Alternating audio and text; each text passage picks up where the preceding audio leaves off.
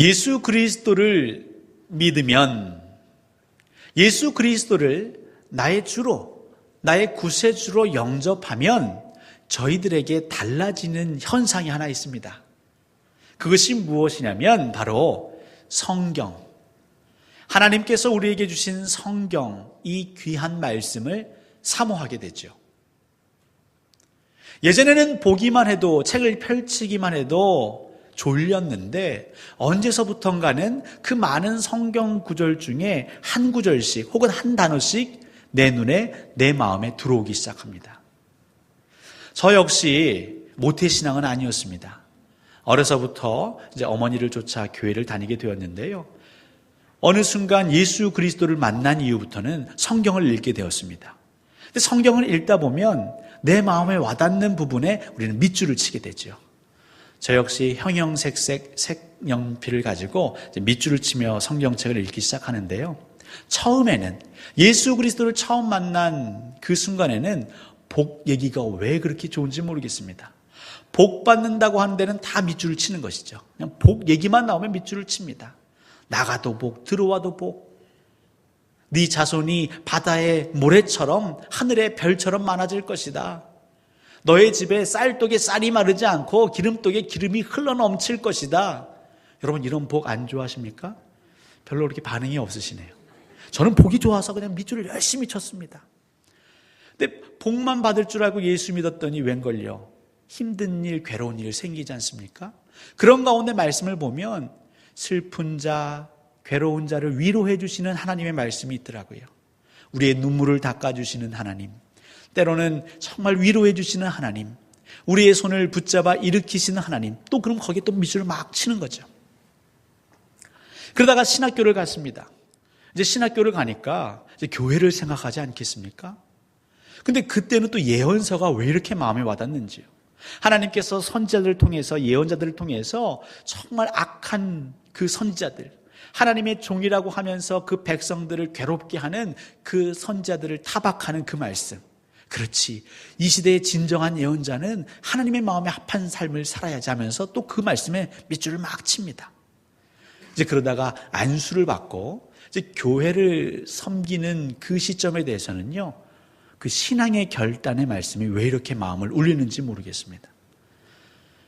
제 마음을 울렸던 그 밑줄 쳤던 두 구절이 있는데 그 중에 하나는 뭐냐면 에스더 왕후의 고백이죠. 내가 이 왕의 규례를 어기고 왕께 나아가리니 죽으면 죽으리라. 내 목숨이 중요한 것이 아니라 하나님께서 부르신 그 사명, 이 민족을 위해서 하나님 만약 내 생명도 원하신다면 내가 죽으면 죽으리라. 정말 하나님의 은혜로 목사가 되었는데, 여러분, 제 고등학교 친구들이 아직까지도 저를 인정을 못합니다. 네가 목사가? 그 정도의 삶을 살았던 제가 하나님의 은혜로 목사가 되었지 않습니까? 하나님 감사합니다.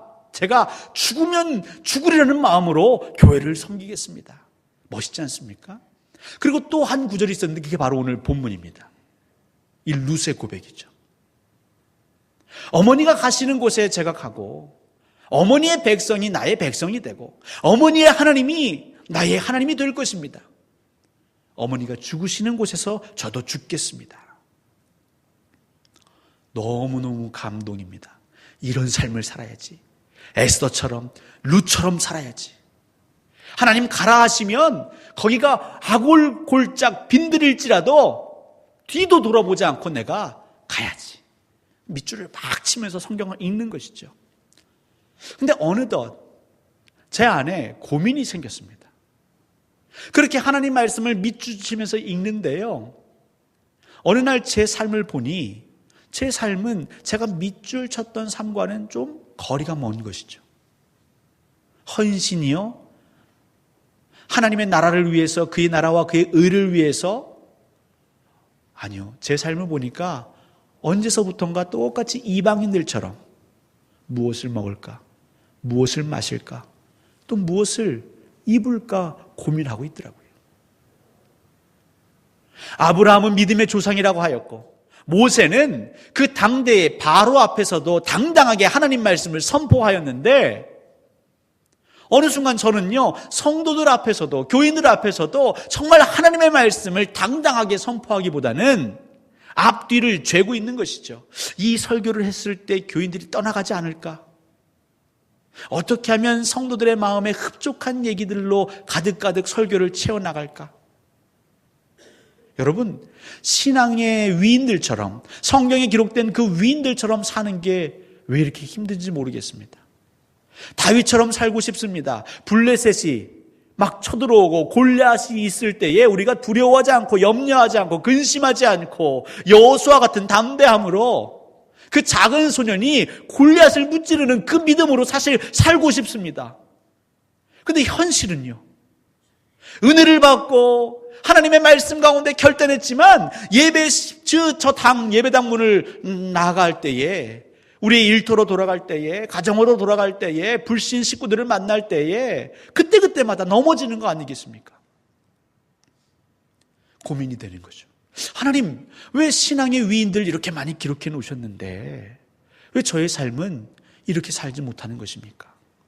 목사가 되어가지고 이제 이 아름다운 광주동산교회 담임 목사까지 되었는데 왜 제 삶은 여전히 초라한 것입니까? 하나님 앞에 자랑할 게 왜 이렇게 없는 것입니까? 근데 하나님 위로해 주십니다. 뭐라고 위로하신지 아십니까? 모두가 다 위인이 될 필요는 없다는 것이죠. 그 이스라엘 백성, 그 수많은 이스라엘 백성들 가운데 모두가 다 모세라고 그러면요, 얼마나 혼란스럽겠습니까? 근데 그 모세 옆에는요, 항상 숨은 조력자들이 있던 것이죠. 우리가 기억하는 아말렉 전투, 모세의 손, 기도의 손, 정말 우린 감동받았습니다. 우린 기도해야 합니다. 근데 그 손이 내려오지 못하도록 누가 바쳤습니까? 아론과 훌이 바쳤지요. 다윗, 하나님 마음에 합한 다윗, 물론 범죄이기도 하였지만 끝까지 여호와의 영광과 그 성전을 재건하고 싶은 그 다윗, 하지만 그가 정말 힘들 때 그 곁에 누가 있었습니까? 요나단이 있었죠. 에스더, 죽으면 죽으리라 하지만 그 홀로 그 신앙을 만들어갔던 것이 아닙니다. 모르드게가 그 곁에 있었습니다. 신약 성경의 상당 부분을 기술했던 바울, 이 시대의 교회 역사에 바울을 빼고 얘기할 게 없죠. 하지만 그 바울이 있기엔 바나바라는 자가 있었습니다. 오늘 룻, 어머니의 백성이 나의 백성이 되고 어머니의 하나님이 나의 하나님이 될 것입니다라고 고백했던 그 룻에게도 사실 누가 있었냐면 나오미가 있었다는 것이죠. 저는 오늘 나오미의 삶, 이 삶이 도대체 어땠기에 룻이 이런 고백을 했을까? 여러분, 룻이요, 이렇게 고백하는 게 절대로 쉽지 않습니다. 사람은 그 본성상 어떤 마음이 있냐면 잘 되고 싶죠. 형통하고 싶습니다. 복 받고 싶습니다. 그 사람들이 종교를 갖는데요, 왜 종교를 갖냐면 잘 되려고 종교를 갖는 거죠. 이 모압 여인 룻은요, 모압 지방에서 나고 자랐습니다.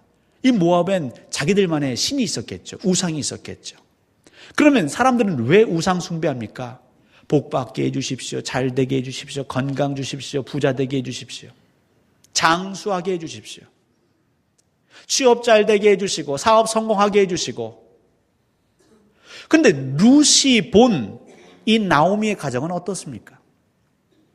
여호와를 섬긴다고는 하는데, 그 이스라엘 베들레헴 땅에서 왔다고는 하는데 그 시아버지가 자기가 시집 오기도 전에 죽었습니다. 그리고 자기 남편과 시동생이 있었는데요, 분명 시어머니는 여전히 여호와를 믿고 있었거든요. 근데 자기 남편, 시동생 다 죽었습니다. 여호와를 믿었더니 웃음이 넘치고 부유해지고 이름이 높아지는 것이 아니라 시아버지는 돌아가시고 내 남편도 내 시동생도, 그래서 나란히 새 가부가 달랑 앉아 있는 것이죠. 우리 가운데 불신 친지들이 그렇게 우리를 힐난할 때가 있습니다.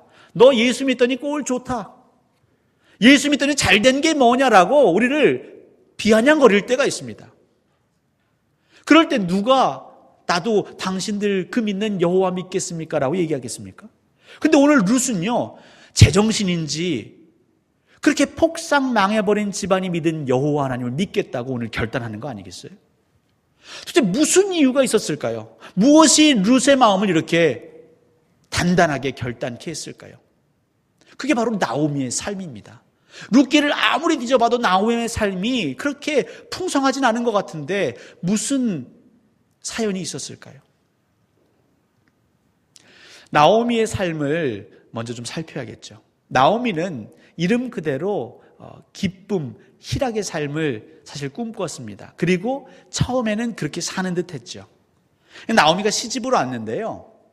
그 시집 온 집의 남편의 이름이 뭐냐면 엘리멜렉입니다. 그러니까 나오미의 남편이 엘리멜렉이에요. 엘리멜렉 이름의 뜻이 뭐냐면 나의 하나님, 나의 여호와가 왕이시다라는 뜻입니다. 여러분의 딸 혹은 손녀 나중에 시집 보내고 싶으시죠? 어떤 집안에 시집 보내고 싶으십니까? 믿는 분들은요, 하나같이 이구동성 얘기합니다. 신앙의 집안, 믿음의 집안, 믿음 좋은 남편, 믿음 좋은 시부모 만났으면 좋겠습니다. 맞지 않나요? 네, 저만 그런 건 아니지 않습니까? 남편의 이름이 엘리멜렉입니다. 이 엘리멜렉 이름을 누가 지어줬을까요? 부모가 지어줬겠죠. 그러니까 믿음 좋은 시부모님이신 거예요. 이것이 기록된 때가 사사시대 아닙니까? 사사시대는 어떤 때입니까? 각자의 소견에 옳은 대로 행하던 때입니다. 혼란한 때입니다. 여호와를 믿었다가 우상을 믿었다가. 그러니까 이 엘리멜렉의 부모는 기도했겠죠. 하나님, 제발 제 아들은 이 혼탁한 시대에 하나님의 사람이 되어서 여호와를 왕으로 인정하는 믿음의 사람 되어서 이 사사시대의 이 광야를, 어둠과 같은 터널을 잘 헤쳐나가는데 쓰임받기 원합니다. 아마 그런 마음에 엘리멜렉이라고 이름을 쳤겠죠. 그러니까 나오미가 시집으로 왔는데 너무 잘 온 거죠. 믿음의 집안에 시집으로 왔습니다. 시부모님 신앙이 참 좋습니다. 근데 그것뿐이 아닙니다. 믿음만 좋은 게 아니라 금상첨화 부유합니다. 이 나오미가 이 모압에 갔다가 돌아오면서 고백하는 게 무엇입니까? 우리가 이전에는 풍성하게 나갔다가 이제는 너무나 가난하게 돌아왔다고, 나를 더 이상 나오미라고 부르지 마시오, 나를 마라라 부르시오라고 얘기하죠. 또 한 가지 알 수 있는 것은 이 베들레헴에 기근이 왔다고 해서 이 가족들이 잠깐 이주하지요. 이 위기를 잠시 모면해보고자 어디로 갑니까? 모압으로 가는데, 우리식으로 생각을 해볼까요? 대한민국에 외환위기가 왔다고, 경제위기가 왔다고, 아니면 저게 북한으로 인해서 정치적인 위기가 왔다고 해서 일본으로, 아니면 중국으로, 호주로 잠시 거처를 옮길 수 있는 집안, 어떤 집안이 옮길 수 있을까요? 부유한 사람들이 옮길 수 있는 거예요. 돈이 없으면요, 옮길 수 없죠.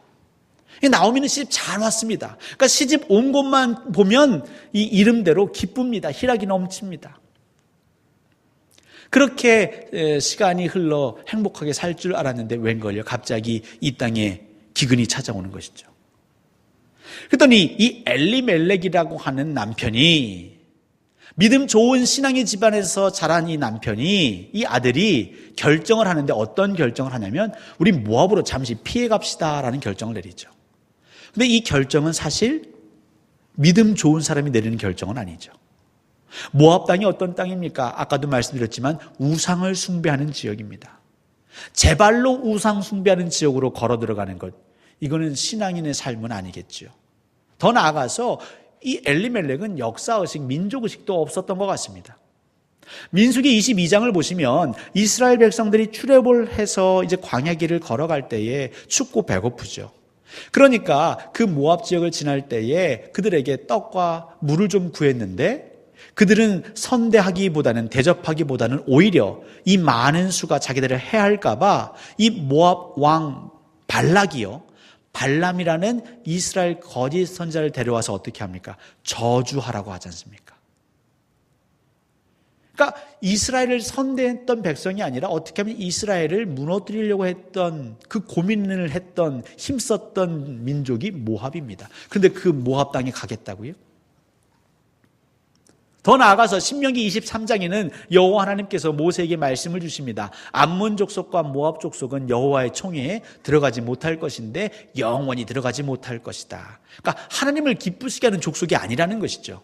그런데 이 엘리멜렉은 내게 잠깐 위협이 왔다고, 어려움이 찾아왔다고 어떻게 결정하는 것이죠? 이곳에서, 이 어려움이 있는 이곳에서 여호와는 나의 왕이십니다라는 신앙으로 고백하며 기도하며 그것을 뚫고 지나가는 것이 아니라 어려움이 찾아오자 우리 가족만 살짝 그 위기를 모면했다 돌아오겠습니다라는 결정을 내리죠. 만약에 나오미가 에스더 같았다면, 룻 같았다면, 정말 신앙으로 뜨거운 여인 같았다면 어떻게 얘기할까요? 안 됩니다. 이거는 하나님이 기뻐하지 않으십니다. 비록 기근이 찾아오고 어려움이 찾아와도 우리는 여기서 기도하며 이겨내야 됩니다. 우리 신모님의 기도가 그런 것 아니겠습니까? 남편이시여 그 뜻을 접으십시오라고 얘기했겠죠. 하지만 나오미는 그러지 않았습니다. 그냥 순순히 남편을 따라가죠. 무슨 얘기냐면 믿음은 있지만 그 현실 앞에 순응하는 믿음. 어떻게 보면 믿음이 있나 싶을 정도의 삶을 살았던 게 나오미입니다. 거기 가서는요, 남편이 죽습니다. 고민했겠죠. 이걸 돌아가야 되나 말아야 되나. 그런데 두 아들이 그곳에 살면서 어여쁜 모압 여인의 그 마음이 빼앗겼는지, 어머니, 저희 이곳에 있는 여인들을 며느리 삼아야겠습니다. 여러분 성경을 쭉 읽어보시면 느헤미야, 에스라에 가시면 어떤 일이 나옵니까? 이스라엘 백성들이 자기들이 맞이했던 이방 며느리들을 어떻게 합니까? 다시 다 돌려보내죠. 내쫓는 기록이 있습니다. 그만큼 하나님은요, 이 우상 숭배하는 사람들을 딸로, 며느리로 맞이하지 말라고 하거든요. 근데 나오미는 어떻게 합니까? 그래, 니들이 좋다면 그렇게 맞이해라. 그러니까 이해가 안 됩니다. 정말 신앙이 있나 없나. 그런데 이 나오미, 남편이 죽습니다. 두 아들이 죽습니다. 그러니까 나중에 어떤 결단을 내리냐면 돌아가기로 하죠. 여러분, 이것이 은혜입니다. 돌아가기로 합니다. 자기 삶이 완전히 망가졌습니다. 금이야 오기야 키웠습니다. 부모님이 좋은 집 소개해서 시집 갔습니다. 거기서 부유한 집안에서 잘 살 것 같았는데 신앙의 삶이 아니라 자기들의 생각으로 모압에 왔다가 남편 죽었지요. 두 아들 다 죽었지요. 우리식으로 말하면 뭡니까? 남편 잡아먹은 여자가 되는 겁니다. 두 아들 잡아먹은 여자가 되는 겁니다. 삶을 충분히 비관할 수 있겠죠. 그럼에도 불구하고 어떻게 해요? 돌아가기로 결정을 내리죠. 이것은요, 나오미가 믿음이, 신앙이 없었다라고 보기에는 연약하고 어렸다라고 보는 것입니다. 제가 이 장면을 읽으면서 생각났던 게 무엇이냐면, 그 누가복음에 보면 잃어버린 두 아들 비유가 나오죠. 잃어버린 아들. 그 둘째 아들이 아버지의 재산을 다 먼저 받아가지고 먼 땅에서 다 탕진합니다. 거기서 정말 되지만도 못한 삶을 살죠. 근데 그가 어떤 결정을 내리냐면 이곳에서 죽는 것보다는 차라리 내가 아버지 집에 가는 게 낫겠다. 아들이라 불림받지 않아도 좋다. 내가 종이라고 불려도 좋다. 내가 아버지 집으로 돌아가야겠다. 돌아가는 것. 여러분, 그것이 믿음입니다. 내 체면 차리지 않냐고, 내 자존심 돌보는 것이 아니라 그럼에도 불구하고 돌아가는 것이 믿음입니다. 룻이 어떻게 마지막에 이런 고백을 할 수 있었을까? 제가 묵상하는 가운데 나무의 삶, 그 나오미의 삶에 사랑이라는 것이 있더라고요. 사랑. 여러분, 고린도전서 13장이 사랑장인데요. 고린도전서 13장의 사랑을 여러 가지로 묘사하지만 특별히 세 가지가 나옵니다.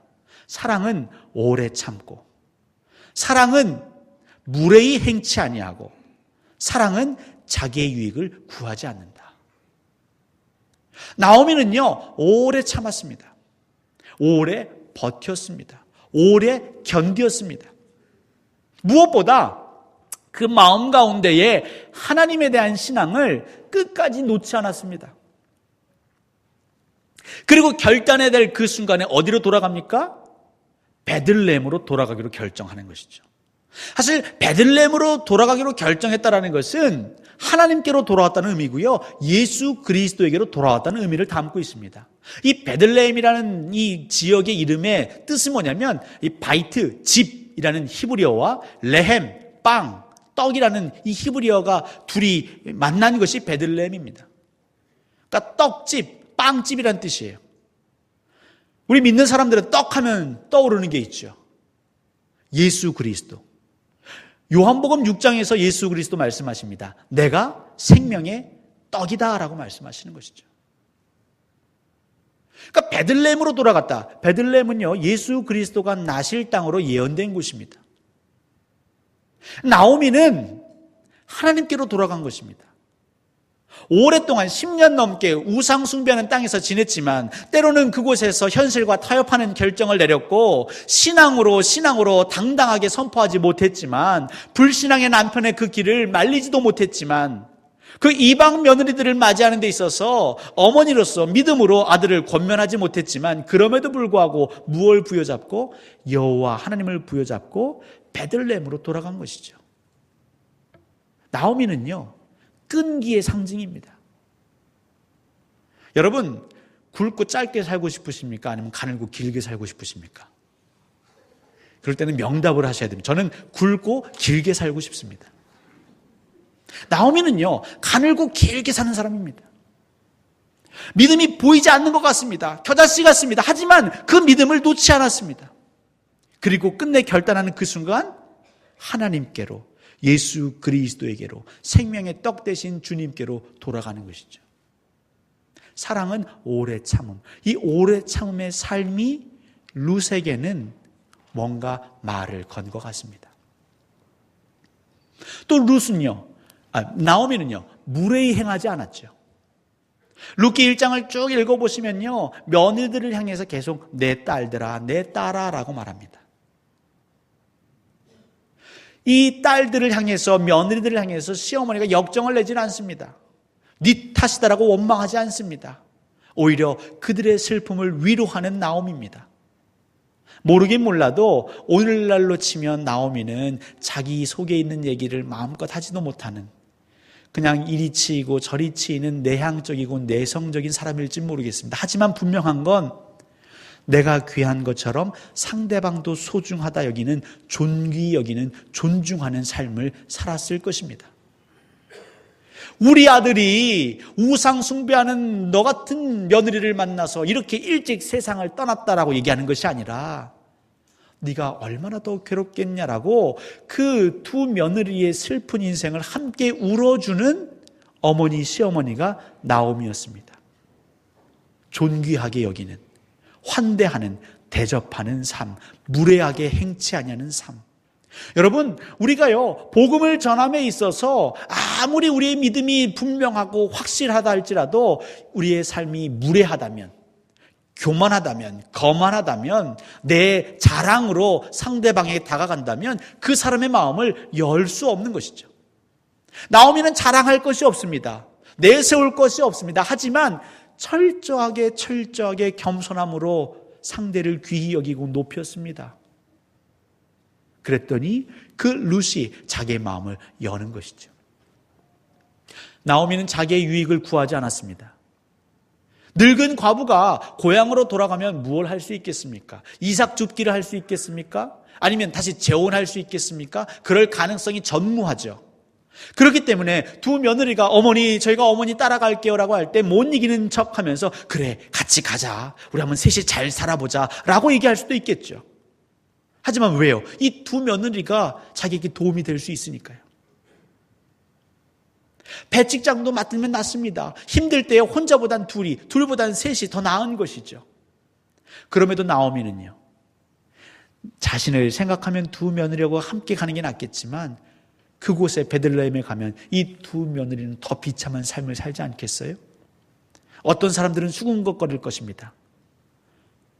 엘리멜렉은 몰라도 저 나오미의 두 아들은 저 모압 여인들 때문에 죽은 것이다. 하나님께 벌받은 것이다. 너희들은 과부지, 거기다가 이방인의 여자들입니다. 얼마나 멸시천대, 그곳의 삶이 눈에 선한 거죠. 나오미는 알고 있습니다. 얼마나 유대 사회가 폐쇄적인지 알고 있습니다. 그러니 말하는 것이죠. 아니야, 나도 가고 싶지만 너희들이 살아야지. 너희들의 생명이 귀한데 너희들의 부모에게로 돌아가라. 너희들의 고향으로 돌아가라고 극구 말리는 거죠. 룻은 이 나오미의 오래 참는, 오래 견디는 신앙의 삶, 가랑비 같지만 그 가랑비에 젖어갑니다. 그리고 무례히 행하지 아니하고 자기의 유익을 구하지 아니하고 살아가는 그 나오미의 삶을 통해 이 룻이 뭔가를 발견하기 시작합니다. 그게 무엇이냐면 바로 이 세상이 줄 수 없는 보화를 발견하는 것이죠. 복음서에 보면 예수 그리스도께서 천국을 비유로 말씀하시는데 그 중에 하나가 뭐냐면 밭에 감추인 보화 얘기가 나오는 것이죠. 아마 거기는 좋은 땅이 아니었던 것 같습니다. 맹지였던 것 같습니다. 그런데 그곳에서 한 사람이 보화를, 땅에 묻힌 보화를 발견합니다. 그러자 한숨에 달려가서 자기의 모든 소유와 재산을 팔아가지고 그 땅을 사는 것이죠. 아마 많은 사람들은 정신 나갔다고 그랬을 것입니다. 이 모압 땅에 룻을 향해서 사람들은 수군거렸을 것입니다. 아니, 그 베들레헴 간다고 재산이 많은 것도 아니고 자기를 반겨주는 또 다른 남편이 있는 것도 아니고, 근데 저기를 왜 가지? 룻이 제정신인가? 가면 고생길이 뻔한데 왜 갈까? 수군거립니다. 그런데 룻은 발견한 것이죠. 나오미의 사랑, 그 오래 참고 무례히 행치 아니하고 자기 유익을 구하지 않는 그 삶, 그 삶을 10여 년간 지켜보면서 룻 안에 발견한 거죠. 무엇을 발견했냐면 여호와 하나님을 발견한 것입니다.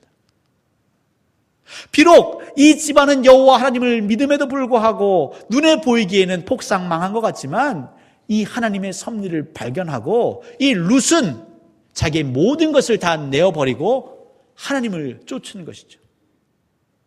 룻의 결단도 대단하지만 사실 룻이 결단할 수 있도록 누가요? 나오미가 그 곁에서 10년간 머물렀던 것입니다.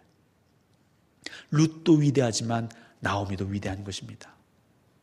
자랑할 것 없고 화려한 것 없고 때로는 현실의 문제로, 근심의 문제로, 염려의 문제로 넘어지는 우리의 삶이지만 우리의 삶이 얼마나 귀한지요. 나오미와 같은 삶으로 때로는 모태신앙, 내가 정말 예수를 믿고 있는 것인지 성령 충만한 것인지 나 스스로 때로는 구원의 확신이 있는지 갸우뚱거리는 내 삶이지만 그런 삶을 통해서도 하나님은 룻과 같은 신앙의 고백을 하게 하시는 것이죠. 그리고 그 룻을 통해서 예수 그리스도가 낳는 그 족보를, 그 가문을 이루어 가시는 것입니다. 여러분의 삶이 복됩니다. 나오미처럼 때로는 신앙에 반하는 듯한 결정했다고 우리 스스로 자책할 필요가 없습니다. 우리 형제 자매를 나무랄 필요가 없습니다. 그럼에도 불구하고 넘어지고 쓰러져도 다시 일으키시는 여호와 하나님을 믿으며 우리의 신앙의 길을 오래 참아간다면, 더불어서 내 옆에 있는 형제 자매도 나오미처럼 실수하더라도 함께 참아주며 무례히 행하지 아니하고 섣불리 정죄하지 아니하고 판단하지 아니하고 그럴 수 있지, 나도 그랬다며 공감해주며 나의 유익만이 아니라 우리 모두의 유익, 더 나아가서 교회의 유익과 하나님의 나라의 유익을 구한다면 우리의 삶은 마라처럼 보일지 모르겠지만 우리 주변에 우리의 자녀가 우리 이웃 가운데에서 룻과 같은 자가 나오는 것이죠. 아브라함 같은 자가, 다니엘 같은 자가 나오는 것입니다. 하나님은 오늘 이 시간 우리에게 말씀하십니다. 우리 모두 위인이 될 필요가 없습니다. 하지만 하나님을 믿으니 그 믿음을 가지고 내가 있는 이 자리, 이 일상의 삶에서 자족하기를 배우라 하십니다.